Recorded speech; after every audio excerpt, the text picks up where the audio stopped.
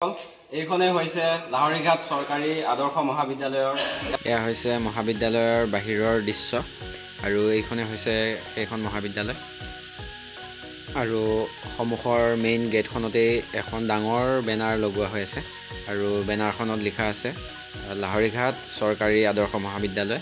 মহাবিদ্যালয়খন কিন্তু কুফতলিতেই স্থাপিত হৈছে।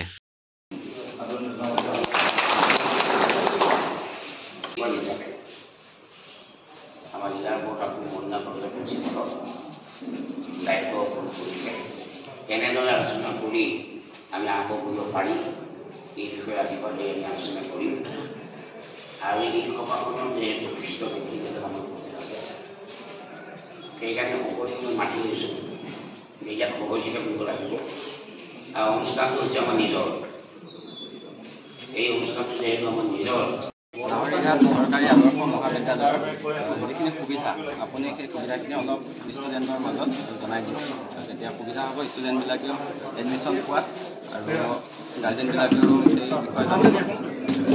আপুনি অলপ সেই বিষয়ে ধন্যবাদ বিকাশ।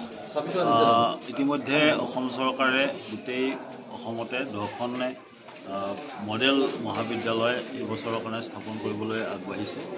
ইতিমধ্যে আমাৰ যিখন লাহৰীঘাটৰ কুফতলিত অৱস্থিত আচলতে আগতে লাহৰীঘাট সমষ্টি আছিল যদিও বৰ্তমান মৰিগাঁও সমষ্টি কুফতলিত অৱস্থিত চৰকাৰী ডিগ্ৰী মহাবিদ্যালয়খনৰ আদৰ্শ মহাবিদ্যালয়খনৰ এডমিশ্যনৰ প্ৰক্ৰিয়া এই বছৰৰ পৰাই আৰম্ভ কৰাবৰ কাৰণে ইতিমধ্যে চৰকাৰৰ ফালৰ পৰা এটা নিৰ্দেশনা দিছে আমাক আৰু এই ক্ষেত্ৰত মই মৰিগাঁও মহাবিদ্যালয়ৰ অধ্যক্ষ হিচাপে মোক গোটেই কথাখিনি প্ৰাৰম্ভিক কথাখিনি চাবৰ কাৰণে দায়িত্ব অৰ্পণ কৰিছে।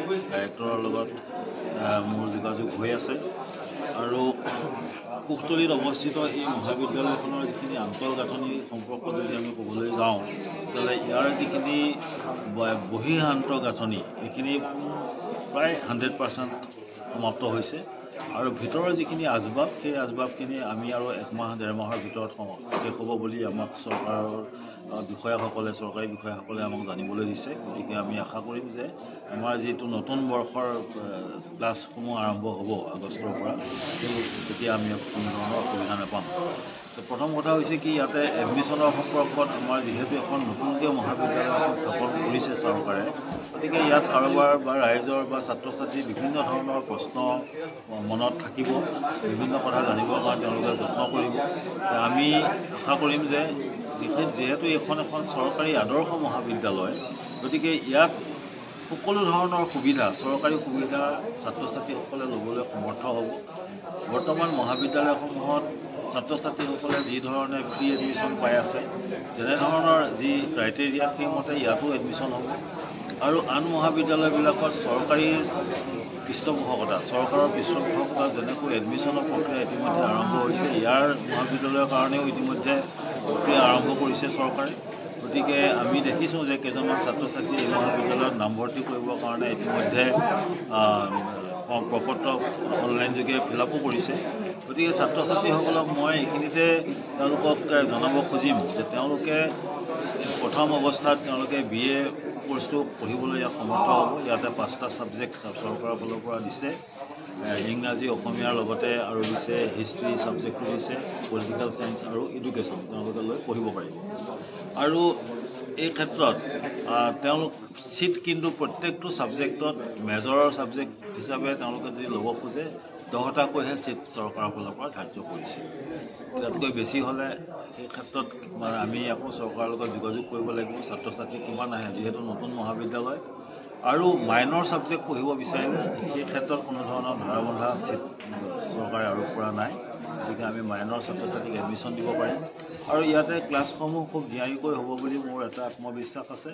চৰকাৰৰ ফালৰ পৰা যিহেতু তৎপৰতাৰে খুব গোটেই কথাখিনি ইতিমধ্যে হাতত লৈছে, শিক্ষক নিযুক্তিৰ পৰা আৰম্ভ কৰি যিবোৰ আন্তঃগাঁথনি সম্পূৰ্ণ কৰি দিব। গতিকে ইয়াত ছাত্ৰ ছাত্ৰীসকলে ক'তো একো অসুবিধা নাপায়। পৰীক্ষা সম্পৰ্কত ইয়াতে পৰীক্ষা হ'ব। ছাত্ৰ ছাত্ৰীসকলৰ মনত আকৌ সন্দেহ থাকিব পাৰে যে ইয়াতে আমি এডমিশ্যন ল'ম, ইয়াতে আকৌ যিটো সাধাৰণতে হয় নতুন কলেজত পৰীক্ষাবিলাক নহয় ক'ৰবাত বেলেগত দিব লাগে। গতিকে আমি ভাবোঁ যে এখন যিহেতু চৰকাৰী কলেজ এডমিশ্যনো ইয়াতে হ'ব। গতিকে মই ইয়াৰ এই অঞ্চলৰ সমূহ ছাত্ৰ ছাত্ৰীসকলক আহ্বান জনাম যে তেওঁলোকে এই মহাবিদ্যালয়ত এডমিশ্যন লওক। যিহেতু 22 তাৰিখে লাষ্ট ডে, তাৰ আগতেই তেওঁলোকে পত্ৰ অনলাইনযোগে স্মাৰ্ট পৰ্টেলৰ জৰিয়তে তেওঁলোকে ফিল আপ কৰক আৰু তেওঁলোকে ইয়াতে অধ্যয়নৰত হওক। ইয়াৰ পৰা তেওঁলোকে ভাল ৰিজাল্ট কৰক আৰু এই অঞ্চলটো নিশ্চয় ডেভেলপমেণ্টত তেওঁলোকৰ অৰিহণা থাকিব।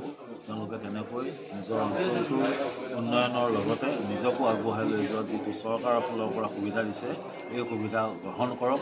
মই ইয়াকে আমাৰ ছাত্ৰ ছাত্ৰীসকলক আহ্বান জনাম আৰু স্থানীয় ৰাইজকো মই অনুৰোধ জনাম যে স্থানীয় ৰাইজে এটা বিস্তৃতভাৱে এই ক্ষেত্ৰত ছাত্ৰ ছাত্ৰীসকলক বা এটা পাব্লিচিটি দিয়ে, এই ক্ষেত্ৰত মই সকলোকে জনাম। ইতিমধ্যে আমাৰ প্ৰাক্তন ছাত্ৰ তোমালোকে নিজেও যথেষ্ট সহায় সাৰথি আগবঢ়াইছা, তোমালোককো ধন্যবাদ জ্ঞাপন কৰিছোঁ আৰু তোমালোকৰ জৰিয়তে আটাইখিনিয়ে যাতে আগবাঢ়ি আহে, এই গাঁৱৰ এই অঞ্চলৰ ৰাইজ গণ্যমান্য ব্যক্তিসকল আগবাঢ়ি আহে।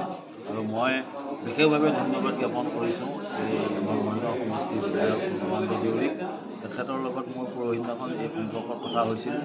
যোৱাকালি তেখেতে মোৰ মৰিগাঁও মহাবিদ্যালয়লৈ গৈ বিষয়টো পুনৰ আলোচনা কৰিছে মোৰ লগত আৰু তেখেতে যোৱাকালি মোক ক'লে যে আমি দুয়ো কালিলৈ যাওঁ মহাবিদ্যালয়লৈ।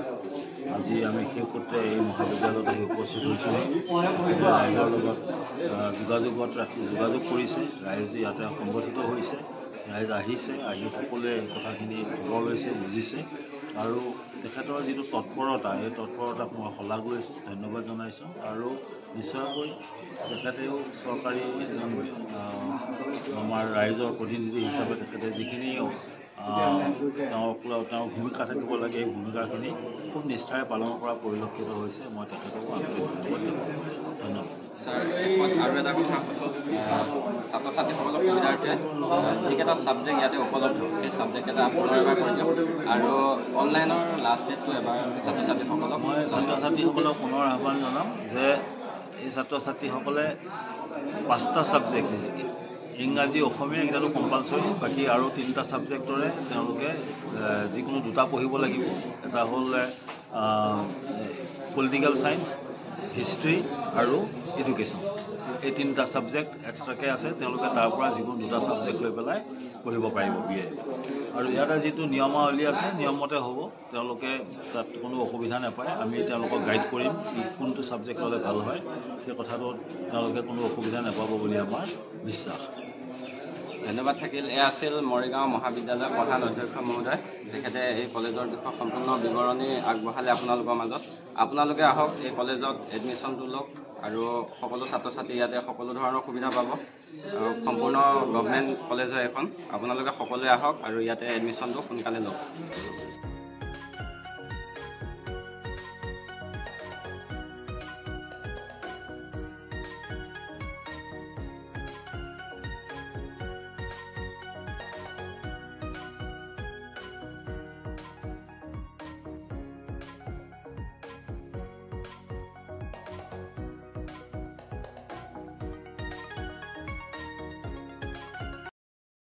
ছাত্ৰ ছাত্ৰীসকল, এইটো এটা হৈছে বেলটিকমিক ক্লাছৰুম।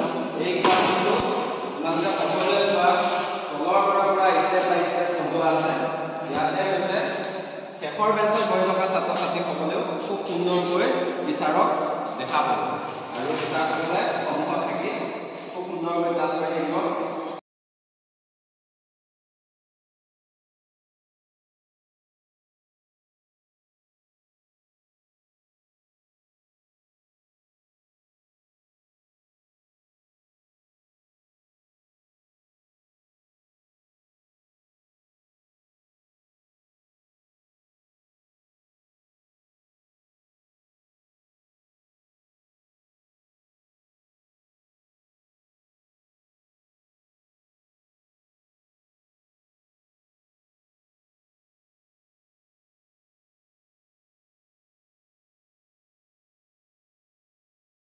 হোষ্টেল আমি আপোনালোকক দেখুৱাম। এই গাৰ্লছ হোষ্টেলখনৰ ভিতৰৰ পৰিৱেশটো আৰু চাৰিওহতটো পৰিৱেশ দেখুৱাম, আপোনালোকে এবাৰ চাই ল'ব।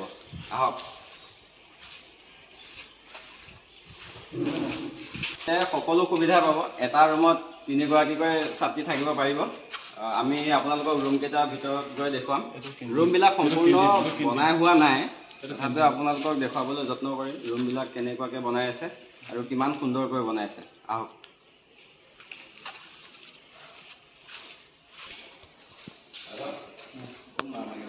আহক আমি ইয়াৰ গাৰ্লছ হোষ্টেলৰ বলক। এটা ৰুম আপোনালোকক দেখুৱাবলৈ যত্ন কৰিছোঁ।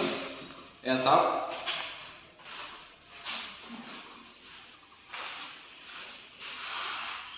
এয়া হৈছে খিৰিকী, এইখন হৈছে খিৰিকী। ইফালে সুন্দৰ পৰিৱেশ দেখা পাব আপোনালোকে। চাৰিওফালে আছে পথাৰ আৰু সেউজীয়া পৰিৱেশ, খুব ধুনীয়া গছ গছনি আছে আৰু ইয়াতে ফেনৰ ব্যৱস্থা আছে। এইবিলাক হৈছে ফেন আৰু লাইটৰ ব্যৱস্থা আছে।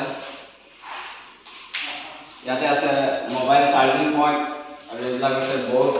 আপোনালোকে ইয়াতে মোবাইলো চাৰ্জ দিব পাৰিব। এইবিলাক হৈছে লাইটৰ চুইচবিলাক দেখিছে আপোনালোকে। চেল, ইয়াত ছাত্ৰ ছাত্ৰীসকলে তেওঁলোকৰ কিতাপ পত্ৰ আৰু প্ৰয়োজনীয় বস্তু সকলোবিলাক ইয়াতে ৰাখি খুব সুন্দৰকৈ অধ্যয়ন কৰিব পাৰিব আৰু লাইটৰো ব্যৱস্থা আছে সন্মুখত, খুব সুন্দৰকৈ ইয়াত পোহৰ পৰিব।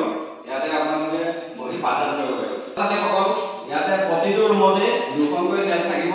ইয়াতে দুগৰাকী বা তিনিগৰাকী ছাত্ৰী থাকিলেও সকলো সমানে পঢ়িব পাৰিব, কোনো ধৰণৰ অসুবিধা নহয়। ইয়াতে সমান সুবিধা দিয়া হৈ আছে। প্ৰত্যেকটো ৰুমতে দুখনকৈ চেল বনোৱা হৈ আছে। সকলো ছাত্ৰীয়ে ইয়াতে পঢ়িব পাৰিব খুব সুন্দৰকৈ।